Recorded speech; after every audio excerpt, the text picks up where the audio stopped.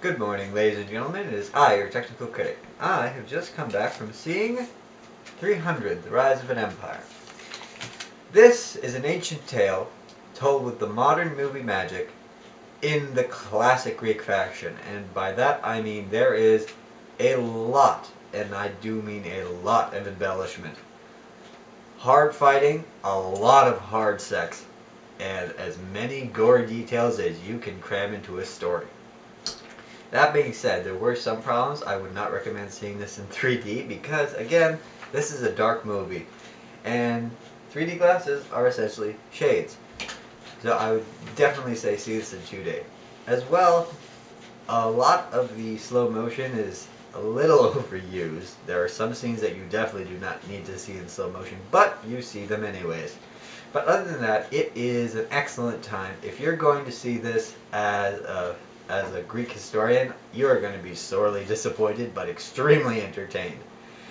And now that that's out of the way, let me get into my in-depth review. If you're looking for this film to pick up right after the events of 300, you're not going to get it. This film isn't so much a sequel as it is an aside. Basically what's happening is this is slightly pre-300, if not during what happened in 300. So while the Spartans are busy looking for their perfect death, you've got the Athenians who are on their ship trying to save all of Greece from this massive, massive invasion. Now, in terms of story, this one is a lot better, simply because we have a concise villain. In 300, now I'm not going to compare it to the comic books because I've never read them, but I will compare the two movies.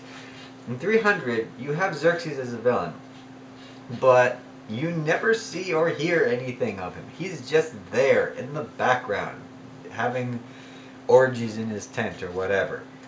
In this one, with Artemesia, complete and utter 180 degrees. Eva Green at Artemesia, looking at the trailers, I thought that this was going to be Eva Green doing her best Kristen Stewart impression. It's not. It's Eva Green doing her best Azula impression for all of my Avatar fans.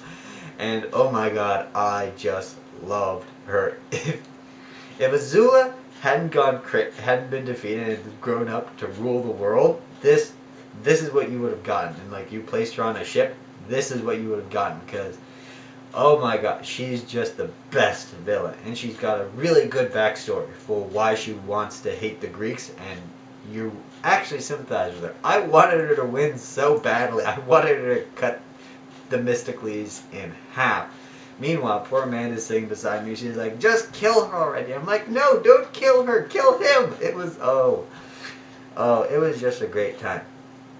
The Spartans in this movie, they have a real background presence. They're there, like you see glimpses here and there. You see it picks up after 300 and then it jumps back in time to Marathon, and then it goes to the Athenians while the battle of the 300 is going on. They go to the Spartans like, hey, we kind of need your help. Lend us your ships, even though Spartan doesn't have any ships. And Queen Gorgo is essentially like, you know what? No. Xerxes is even more useless in this movie than he was before. There's some kind of there's this strange backstory where his father, Darius, he got killed, and then they send Xerxes on this. Artemisia sends Xerxes on this mystical quest to become a god king. And it's like, okay, great. Apparently he traded his soul for evil divine power, but that doesn't go anywhere. At least in 300, when you saw them using mystical power, you saw them using mystical power to some purpose, like the Oracle or something, right? Xerxes, apparently he's a god, but all this does is really cover him in jewelry and give him a really deep voice. That's it. That's it. The Spartans do eventually show up in the end on their ships. You see them in the beginning on their ships. Queen Gorgo is giving the opening speech, and then you don't see anything of them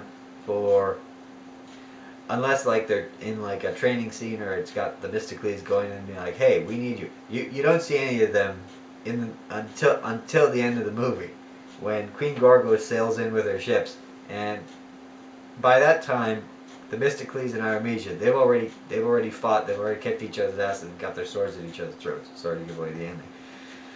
But honestly, if they'd cut this a little bit differently, you could have ended up with Queen Gorgo fighting Artemisia and with a just complete brawl out, and I think it could have gone that way, and I would have still been fine with it. I was fine with how this movie ended.